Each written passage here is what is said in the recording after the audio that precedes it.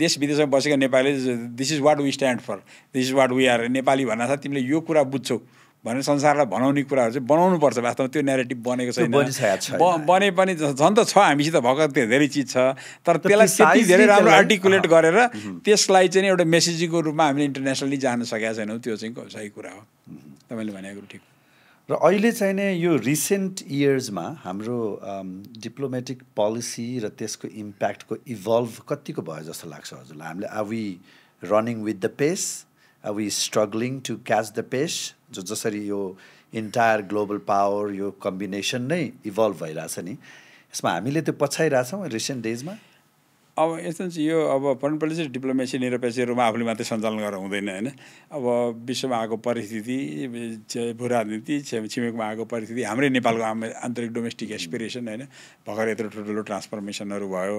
अब economic transformation हुन्छ, political transformation भयो, अब सङ्घीय व्यवस्थामा गयो, रिपब्लिकमा गयो होइन। अब त्यो जम्मै डेमोक्रेटिक कुराहरू भयो, त्यो जम्मै यता डोमेस्टिक ट्रान्सफर्मेसन, छिमेकहरूमा चाहिँ भएको प्रतिस्पर्धा, अन्तर्राष्ट्रियमा ग्रेट पावर लाइब्रेरी, अनि फेरि नयाँ किसिमका चाहिँ टेक्नोलोजिकल उहरूदेखि लिएर विभिन्न किसिमका अन्तर्राष्ट्रिय क्राइसिसहरू सबैलाई हेरेर कम्पोजिट रूपमा चाहिँ नि हाम्रो आफ्नो चाहिँ नि पोजिसन र आफ्नो स्ट्रेन्थ, आफ्नो इन्ट्रेस्ट हामीले चाहिँ एडभान्स गर्नुपर्ने हुन्छ वर्ल्डमा होइन।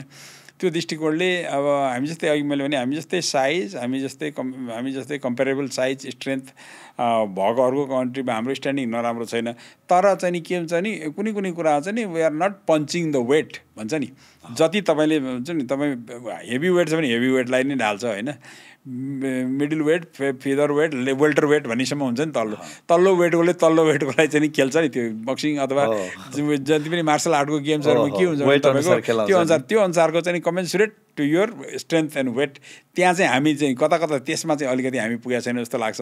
तर हामी चाहिँ कमजोरै सबै भएर त्यो कहिलेकाहीँ चाहिँ के हुन्छ, हाम्रो शक्ति पनि हामीलाई थाहा छैन कतिलाई, त्यो हामीलाई यति क्षमताको देश हौँ भन्ने थाहा छैन। अरूले चाहिँ बढी थाहा पाइरहेको हुन्छ, हामी आफैलाई चाहिँ थाहा। अरूले किन थाहा पाउँछ, नेपालको यस्तो चाहिँ नेपालको they are good at this, यहाँ चाहिँ यिनीहरूलाई बेन्ड गर्न सकिँदैन, यहाँ चाहिँ यिनीहरूको इन्ट्रेस्ट यस्तो हुन्छ, यहाँ चाहिँ यिनीहरूको यस्तो, they are proud people, they are यस्तो, उनीहरूले बुझेको हुन्छ होइन। र हामी आफैले चाहिँ त्यो कुरा चाहिँ कता नबुझेर कहिलेकाहीँ चाहिँ आफूलाई तल चाहिँ भएको भन्दा तल चाहिँ राखिरहेको हुन्छ, त्यो राखेको हुन्छौँ बेला भन्ने मलाई अनुभव छ। त्यस्तो चाहिँ धेरै ठाउँमा अब नेताहरूसँग काम गरेर ठुलो लेभलमा चाहिँ इन्टरेक्सनहरू गर्दा कहिलेकाहीँ त्यो फिलिङ हुन्छ।